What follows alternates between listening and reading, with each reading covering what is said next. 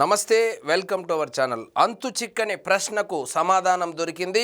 నోటికొచ్చినట్లు వాగేటువంటి ఈ ప్రశ్న అనేటువంటి ఒక యూట్యూబ్ ఛానల్ ఒకటి పెట్టుకొని హిందువుల మీద, హిందూ దేవుళ్ళ మీద, అదేవిధంగా కూటమి నాయకుల మీద, ముఖ్యంగా పవన్ కళ్యాణ్ గారి మీద, వాళ్ళ కుటుంబ సభ్యుల మీద అవాకులు చవాకులు పేలుతున్నటువంటి ఈ ప్రశ్న రావణ్ అనేటువంటి వ్యక్తిని అరెస్టు చేయడం జరిగింది. ఆయన్ని పిఠాపురానికి అర్ధరాత్రి తరలించారనేటువంటి వార్తలు కూడా వస్తూ ఉంది.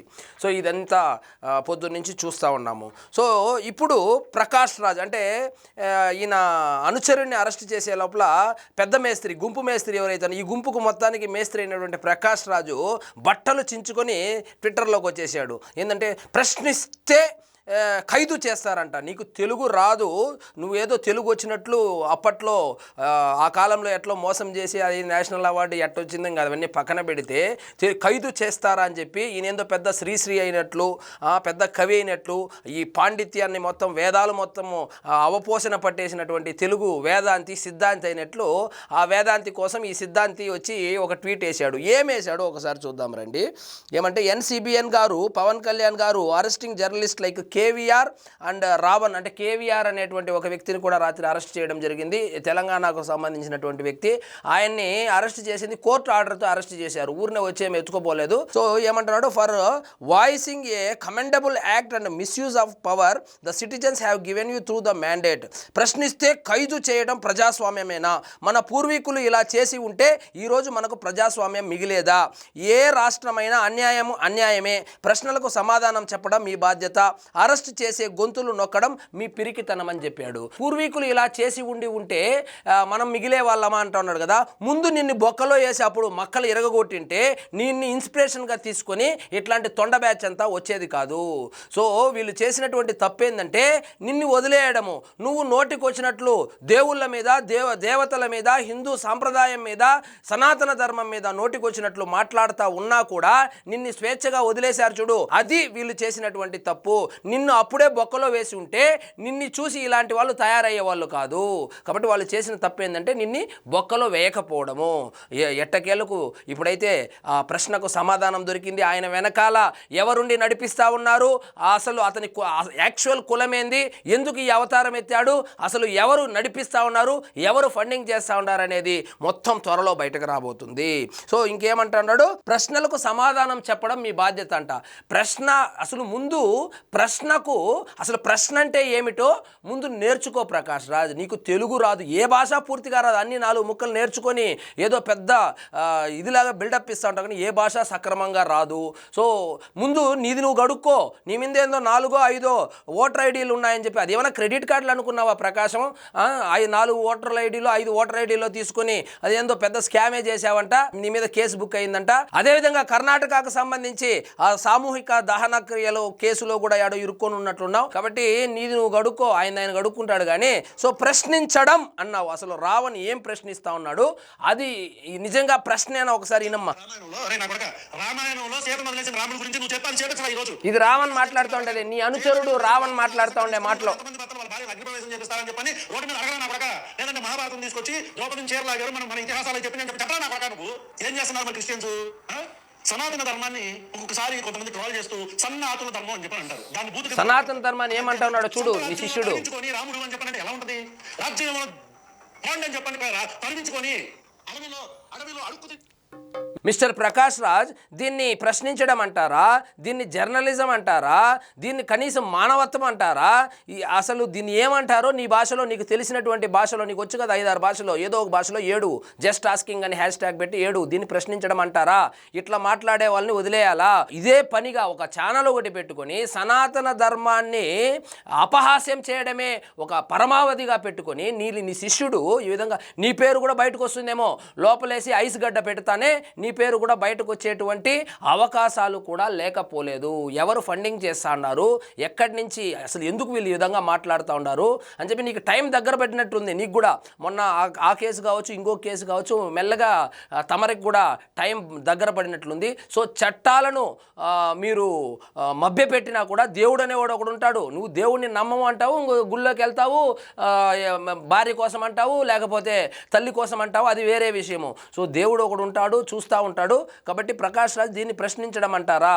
సో దీన్ని ప్రశ్నించడం అంటే ఇప్పుడు నేను ఇదే వీడియోలో ఇంత ఘోరంగా నిన్ను తిడితే నువ్వు గమ్మునుంటావా? నువ్వు గమ్మును, నీకు సిగ్గు శరం లేదు కాబట్టి గమ్మునుంటావు. హిందువులకు సిగ్గు శరం లేకుండా నీలాగా వదిలేసి బతకరు కదా. ప్రతిరోజు వాళ్ళు ఆరాధించే శ్రీరాముని కావచ్చు, వాళ్ళు పాటించేటువంటి మతాన్ని కావచ్చు, వాళ్ళు గౌరవించేటువంటి ధర్మాన్ని కావచ్చు, నోటికి వచ్చినట్లు ఈ విధంగా మాట్లాడుతూ ఉంటే మాట్లాడేసి వాక్ స్వాతంత్రం అనేటువంటి ఒక ముసుగు కప్పుకొని సెక్యులర్లు అని చెప్పి ముసుగు కప్పుకొని తిరుగుతూ ఉంటే గమ్మునుంటారా? నిన్ను ఇన్స్పిరేషన్గా తీసుకొని సందుకోకుడు తయారయ్యాడు. ఇప్పుడు ఒక కెమెరా కొనుక్కోవడము, నేను జర్నలిస్ట్ అనడము, నేను సెక్యులర్ అనడము, అదేమంటారు కమ్యూనిస్టు భావజాలాలు ఉన్నవాడిని అనడము, ప్రశ్నిస్తానడము, పొద్దున్న లేచినప్పటి నుంచి నరేంద్ర మోడీ గారిని, ఆర్ఎస్ఎస్ వాళ్ళని, బీజేపీ వాళ్ళను, హిందూ ధర్మాన్ని, సనాతన ధర్మాన్ని, పవన్ కళ్యాణ్ గారిని నోటికొచ్చినట్లు తిడతా ఉంటే ఎన్ని రోజులు ఓపిక పడతావు? అసలు నువ్వు పెట్టినటువంటి పేర్లు, ఆ రెడ్డి గారైతేనేమి, ఈ రావణ్ అయితేనేమి, వీళ్ళిద్దరూ అసలు ఏం వీడియోలు చేశారు, ఏ విధంగా మాట్లాడారు? ఇది ప్రశ్నించే పద్ధతేనా? ఇదేనా ప్రశ్నించే పద్ధతి? ఇదేనా జర్నలిజం యొక్క విలువలు అని చెప్పి ఒకసారి చూడు. అవి ఏమీ చూడవు. నీకు కావాల్సింది కన్వీనియంట్గా ఎట్లాగో సినిమాలు ఉన్నాయో లేవో తెలియదు. అసలు నిన్ను కాదనాల్సింది, నీకు సినిమా అవకాశాలు, నువ్వు హిందూ ధర్మాన్ని, సనాతన ధర్మాన్ని అపహాస్యం చేస్తా ఉన్నా కూడా నీకు అవకాశాలు ఇస్తాయి. మొన్న ఏమంటావు, పవన్ కళ్యాణ్ని వాడు వీడంటావా? తప్పు నీది కాదు. అయినా కూడా ఆయన ఏమంటాడు, వృత్తి వేరు, ఆయన వ్యూస్ వేరు అని చెప్పి ఆయన పెద్ద మనసుతో వదిలేస్తాడు. ఆయనదే తప్పు.